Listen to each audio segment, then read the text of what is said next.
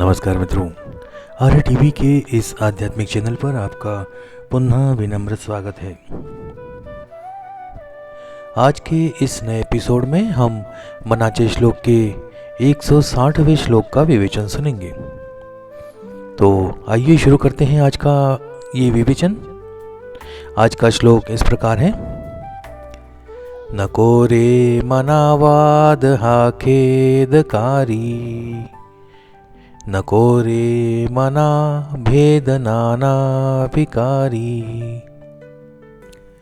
नको रे मना सीकवू पुढिलासी, अहम भाव जो राहिला तुझ पासी। मराठी भावार्थ ऐकूया। हे मन, दुःखदायक वादविवाद करू नकोस, तसेच विकारांनी भरलेल्या निरनिराळ्या भेदभावांमध्ये अडकू नकोस। हे मन, दुसऱ्यांना शिकवण्याचा अहंकार बाळगू नकोस। जर तुझ्याकडे अद्याप स्वतःचा अहंकार टिकून असेल, आधी स्वतःला सुधारणे आवश्यक है। हिंदी भावार्थ सुनते हैं। हे मन, दुखदाई वाद विवाद मत करो और विकारों से भरे विभिन्न भेदभावों में मत फंसो। हे मन, यदि तुम्हारे भीतर अहंकार बना हुआ है तो दूसरों को सिखाने का दंभ मत पालो। पहले स्वयं को सुधारना जरूरी है। आइए विवेचन सुनते हैं। श्लोक की पहली पंक्ति, नको रे मना वाद हा खेदकारी, नको रे मना भेद नाना विकारी, ये हमें वाद विवाद से बचने और भेदभाव से मुक्त रहने की सलाह देते हैं। यहाँ पर वाद विवाद को खेदकारी बताया गया है, जिसका अर्थ है कि इससे अंततः दुख ही प्राप्त होता है। भेदभाव को विकारी बताने से, या भेदभाव जो विकारी है, जिसके कारण समाज में विभाजन और संघर्ष को बढ़ावा मिलता है। वाद विवाद अक्सर हमारे अहंकार से उत्पन्न होते हैं। जब हम अपने विचारों को सही मानते हैं और दूसरों की बात सुनने में असमर्थ होते हैं, तो इससे विवाद पैदा होता है। यह विवाद न केवल हमारे रिश्तों को खराब करता है, बल्कि हमारे भीतर द्वेष और क्रोध जैसे विकारों को भी बढ़ा देता है।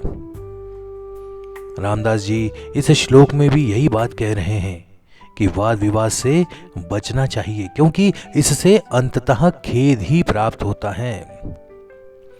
भेदभाव समाज में विभाजन को बढ़ावा देता है। जब हम दूसरों से भिन्नता को महत्व देते हैं और अपने विचारों को श्रेष्ठ मानते हैं, तो इससे समाज में विभाजन पैदा होता है।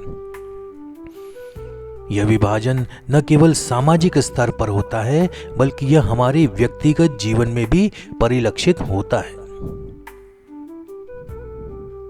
जब हम दूसरों को अपने से कमतर समझते हैं, तो इससे हमारे भीतर का अहंकार बढ़ता है और हम दूसरों के प्रति सहानुभूति खो देते हैं।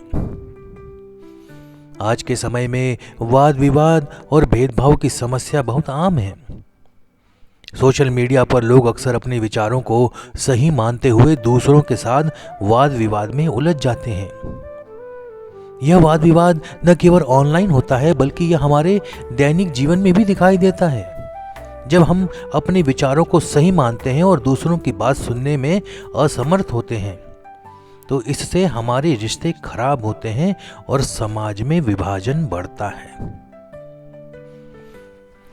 श्लोक की दूसरी पंक्ति अगर देखें, नको रे मना शिकवू पुढिलासी, अहम भाव जो राहिला तुझ पासी, हमें ज्ञान का अभिमान न करने और दूसरों को उपदेश देने से बचने की सलाह दी थी।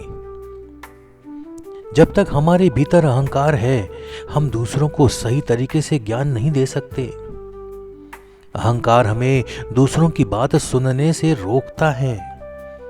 जब हम अपने ज्ञान पर गर्व करते हैं और दूसरों को अपने से कमतर समझते हैं, तो इससे हमारे भीतर अहंकार बढ़ता है और ये हमारे रिश्तों को खराब करता है और साथ ही हमारे व्यक्तिगत विकास को भी रोकता है। इसके कारण हम कई नई चीजें सीखने से वंचित रह जाते हैं।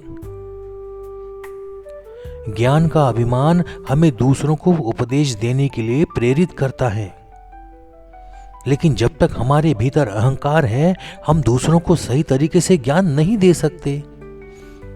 समर्थ रामदास स्वामी कहते हैं, जब तक हमारे भीतर देह बुद्धि है, हम दूसरों को ब्रह्म ज्ञान नहीं दे सकते।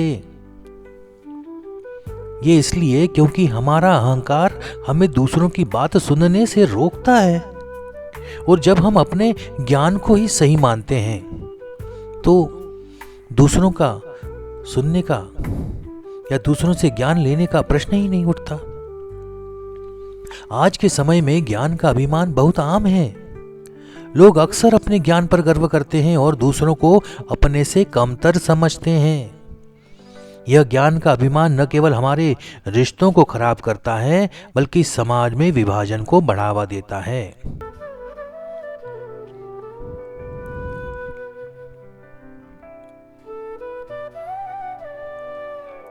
विविधता समाज को समृद्ध बनाती है। जब हम विभिन्न संस्कृतियों, विचारों और परंपराओं को महत्व देते हैं तो इससे हमारा जीवन अधिक रंगीन और समृद्ध होता है। लेकिन जब हम अपने विचारों को श्रेष्ठ मानते हैं और दूसरों को अपने से कमतर समझते हैं तो इससे विविधता में विकार पैदा होता है, भेदभाव में परिणित हो जाती है ये विविधता, और भेदभाव समाज में विभाजन को बढ़ावा देता है। आज के समय में विविधता और भेदभाव के बीच का संबंध बहुत महत्वपूर्ण है। संतों की दृष्टि में वाद विवाद और भेदभाव से बचना बहुत आवश्यक है। जब हम अपने विचारों को श्रेष्ठ मानते हैं, दूसरों को कमतर समझते हैं, तो सहानुभूति हम खो देते हैं। ये हमारे व्यक्तिगत विकास को रोकता है। तो आज का विवेचन हम यहीं समाप्त करते हैं। मिलते हैं अगले एपिसोड में। अगर आपको हमारी वीडियो पसंद आ रहे हैं तो इसे लाइक अवश्य करें और अपने इष्ट मित्रों के साथ भी शेयर करें। आपने हमारे इस चैनल को अभी तक सब्सक्राइब नहीं किया है तो आज और अभी इसे सब्सक्राइब कर लें, ताकि आने वाली वीडियो की नोटिफिकेशन आपको समय पर प्राप्त हो सकें। तो मिलते हैं अगले एपिसोड में एक नए श्लोक और उसके विवेचन के साथ। तब तक के लिए जय जय रघुवीर समर्थ। नमस्कार।